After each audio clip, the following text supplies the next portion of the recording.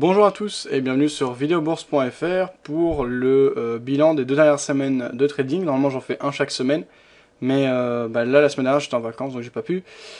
Les dernières semaines ça s'est bien passé, j'ai gagné en tout 4090 euros. Bon, il y a eu des bons points et des moins bons points. Alors déjà, premier constat, c'est que j'ai changé mon plan de trading.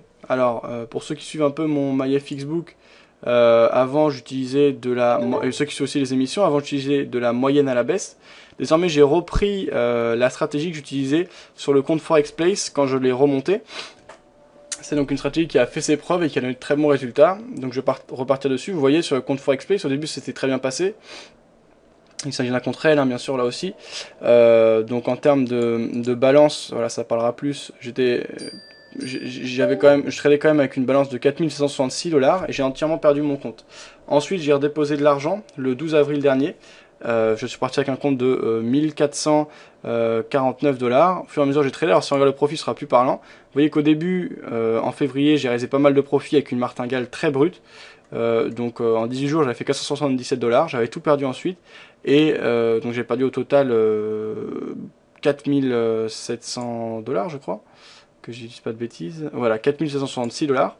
Et donc ensuite, pardon, alors que j'étais à moins 4007, j'ai pu tout rattraper en appliquant une stratégie avec un objectif à 10 pips, un stop loss à 20 pips, une martingale jusqu'à 4 pertes d'affilée. Et à partir du moment où j'arrive à 4 pertes d'affilée, je repars à 0.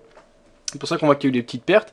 Donc c'est une stratégie intéressante parce que, certes il y a de la martingale, mais c'est de la martingale limitée. Alors il y en a qui se moquaient de moi sur YouTube parce que j'utilisais ce terme, mais je vois pas ce que ça a de faux ou de fou. C'est comme de la moyenne à la baisse également qu'on limite, c'est-à-dire que je dis qu'après 4 pertes d'affilée, je repars à 0. Donc je sais combien je peux perdre au maximum, etc.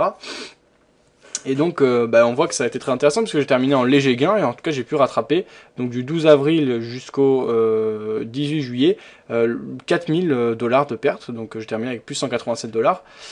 Donc je me suis dit, vu que la moyenne à la baisse ça amenait des résultats mais ça amenait quand même des gros risques, je préfère repartir sur des bases plus solides. Et pour moi ça se passe très bien.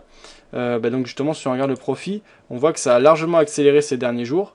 Et d'ailleurs je suis repassé en positif également sur le compte AFXPro, ce qui n'avait pas été le cas depuis les débuts du compte. C'est un compte qui a été ouvert en janvier 2009 et au pire du compte j'étais quand même à moins 8700 €. Je suis désormais en positif sur ce compte avec plus 436 €, donc je suis quand même très content de ce que j'ai réussi à faire ces derniers jours. Donc c'est sûr que je continue sur ces bases. Alors je trade avec des positions de base de 1 lot, ce qui veut dire que si je touche mon stop loss qui est de 20 pips, je perds 200 $. Ensuite je double, donc si j'atteins mon objectif de 10 pips, je rembourse les 200 $. Si je n'atteins pas mon objectif, je perds 400 $, plus les 200 $ de début, donc ça fait 6. Troisième position, c'est donc 6 lots. Si je la perds, je perds 2 x 6, 12, ce qui fait 1200 $. Ajouter à ça les 600, ça fait en tout 1800. Et si je perds la quatrième position, ça nous fait donc 1800 à rattraper, plus 2 x 1008 qui font 3006. Ça fait au total 5004 si je dis pas de bêtises. 5400 $. Alors si je vais sur le convertisseur, voilà. Je vais mettre, donc j'ai dit 5400 $, on va voir ce que ça fait en euros, puisque mon compte est en euros. Ça nous fait 3954 €. Et donc par rapport au compte avec lequel je trade, sur lequel il y a en direct là 15 706 €, 3900 €, ça représente environ 20% du capital. Ce qui veut dire que en cas de mauvaise série, je peux perdre jusqu'à 20% du capital. Ce qui est un peu plus quand même, on va dire 20. Ouais, c'est plutôt 25%, hein. 25% du capital. C'est un risque, c'est clair. Maintenant, ça arrive pas tous les jours de faire 4 paires d'affilée, sachant que l'objectif est 2 fois plus petit que le stop loss. Et c'est à moi de filtrer mes entrées pour ne pas enchaîner 4 paires d'affilée. Forcément, à un moment ou à un autre, ça arrivera. Des mauvaises séries longues, on en a toujours. Mais l'important, c'est de respecter le plan de trading et de voir jusqu'à où on peut monter. Ce qui est intéressant de voir, c'est que cette stratégie, j'utilise depuis le milieu de la semaine dernière. Et là, en 3 jours, j'ai fait vraiment des profits très très importants. Alors justement, si on regarde l'historique, donc sur les 2 dernières semaines, j'ai fait 4090 €. Et si on regarde les derniers jours, donc on va prendre septembre, on va prendre depuis mercredi, voilà. On va voir ce que ça donne. je suis à plus 3688 euros. Donc on voit que la plupart des bénéfices ont été faits ces quelques derniers jours là, ces 3 derniers jours. Donc on va continuer sur cette base. À chaque fois que j'atteins mon objectif du premier coup, sachant que j'ai 2 chances sur 3 de l'atteindre, puisque j'ai mon objectif qui est 2 fois plus petit que le stop loss, eh bien je gagne 70 euros. Donc ça monte assez vite. Alors en plus de ça, pour vous expliquer clairement mon plan de trading, là je suis sur l'or, moi je trade que l'euro-dollar en journée. Bon, j'ai eu de la chance aussi, il y a eu des gros mouvements, hein. Ceux qui ont suivi l'euro-dollar, on a eu des gros mouvements, ce sera pas tous les jours comme ça.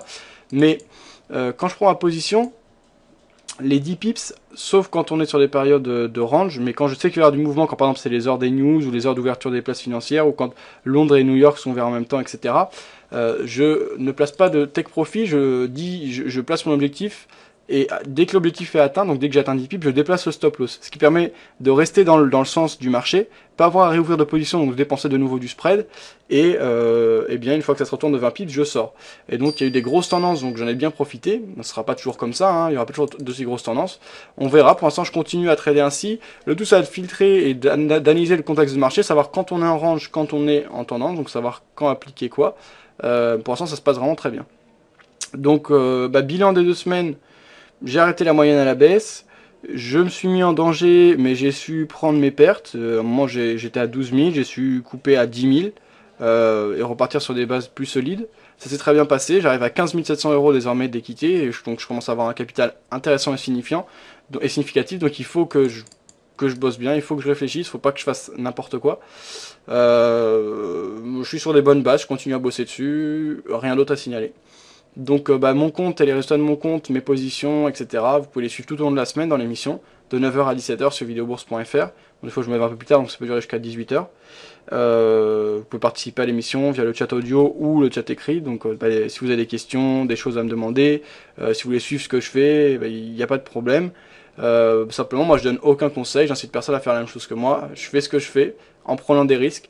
J'essaie d'être le plus transparent possible. Après, chacun est maître de sa décision. Donc, bon week-end à tous. À la semaine prochaine sur videobourse.fr.